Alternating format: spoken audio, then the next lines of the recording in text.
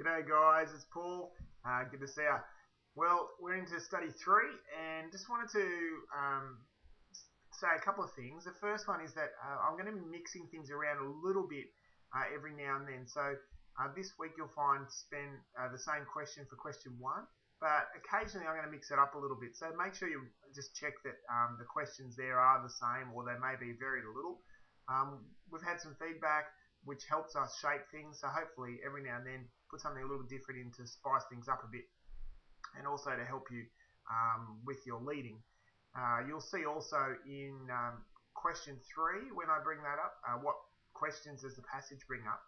You might find that people don't really say much at all there, or they only bring 1 or 2 things, or if they do, they bring up things that aren't that relevant.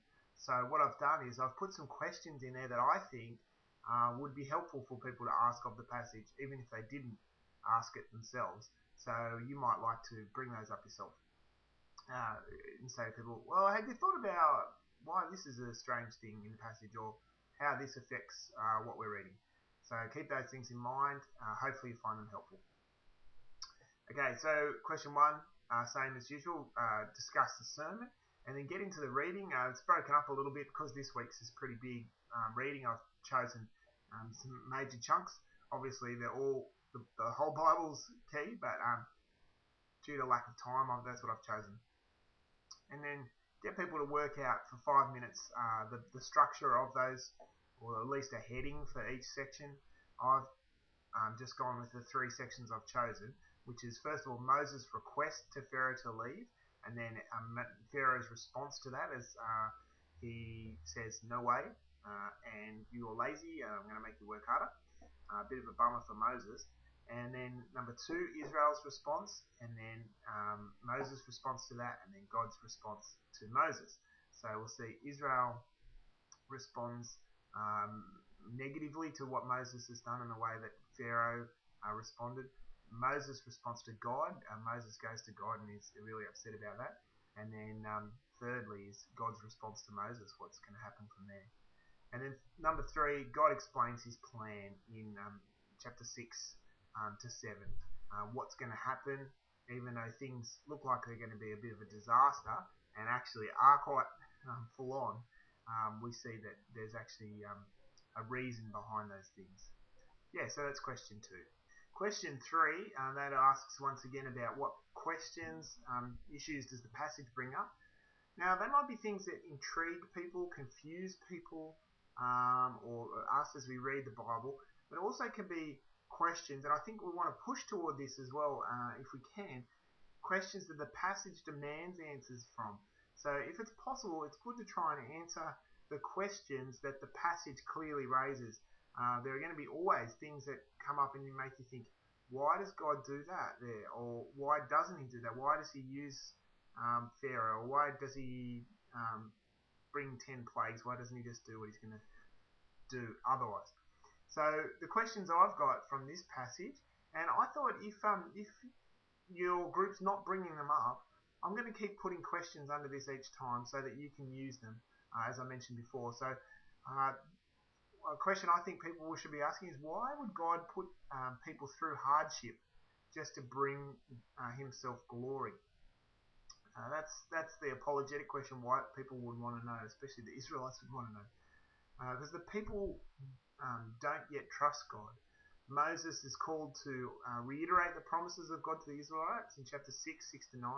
And God uses the events that are about to be unveiled to do 3 things, I think. Firstly is that they will become the people of God. He says he's going to do that. Secondly, Yahweh will be their God. And thirdly, they will know that Yahweh, and this is the key one, they will know that Yahweh has delivered them, verse 7. So being delivered from Egypt, the Israelites will know God in a way that the patriarchs, the ancestors, they didn't know him in that way. But the response of the people and Moses show that they've not learned their lesson yet. They still don't trust God. Verse 12 sums up the whole situation. The Israelites won't listen, and neither will Pharaoh. So, it's a disturbing time. God's worthy God. Next question, why do people have such a hard time trusting him? That's a good question, I reckon, that comes out of this. So there's lots of complaints.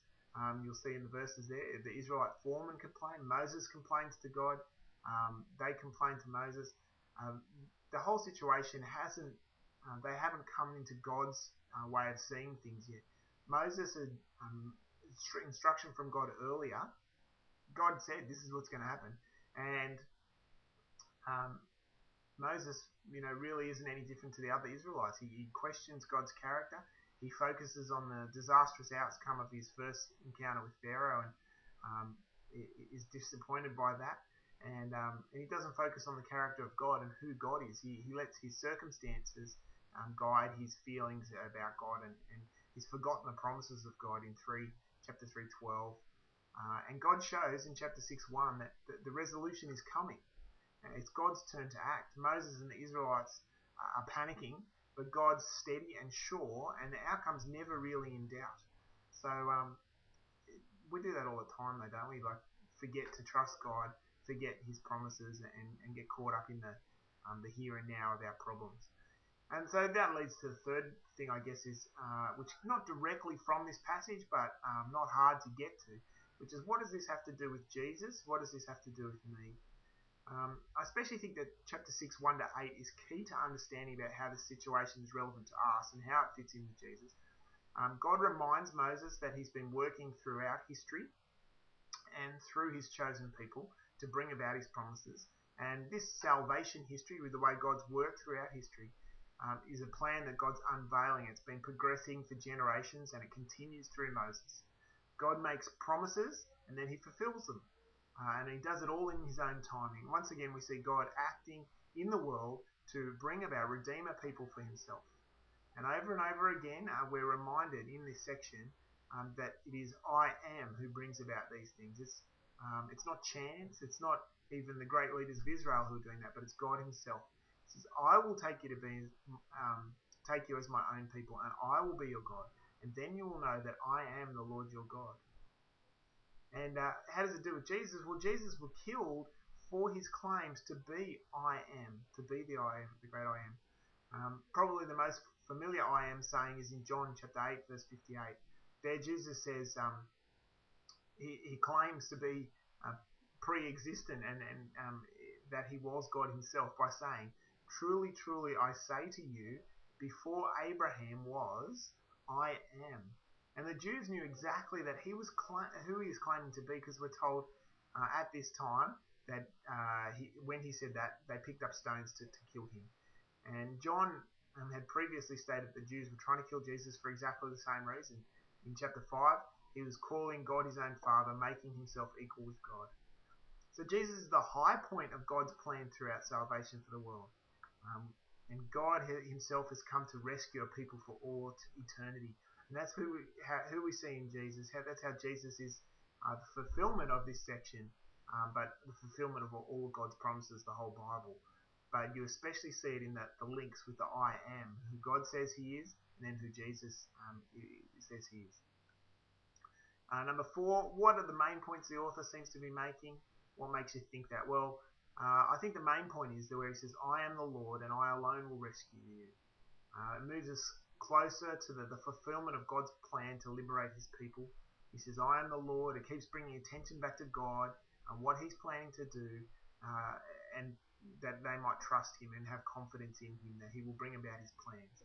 It doesn't work that way. They don't find confidence. The situations get worse and they don't trust him, but God keeps calling them back to him. What strikes you most from this passage? Well, for me, it matters that God is in control of all things, that he would use bad and good to bring about his purposes. That those who oppose God will not win, despite the fact that we see them all the time. God is powerful, and no matter what people do to his saints, to his Christians, to his children, the purposes of the good God will be brought about. That's a great encouragement to me, and hopefully to you too. What is God challenging you to do from this passage? Well, it challenges me about how often I doubt God. I think Moses and the people of God would be embarrassed, even horrified as they look back on what happened after the event and think, man, why didn't we trust God? But I think it's the same about my life. God's obviously in control but I continue to doubt him. Um, and also, this passage gives me great confidence because God, the I Am, has come to do something about the problem we find ourselves in due to sin. Ephesians 2, it's by grace you've been saved through faith. It's not by yourself, not from yourselves. It's a gift of God, not by works, so no one can boast. And he's done that in Christ, the I Am. All right, guys, thanks. See you next week.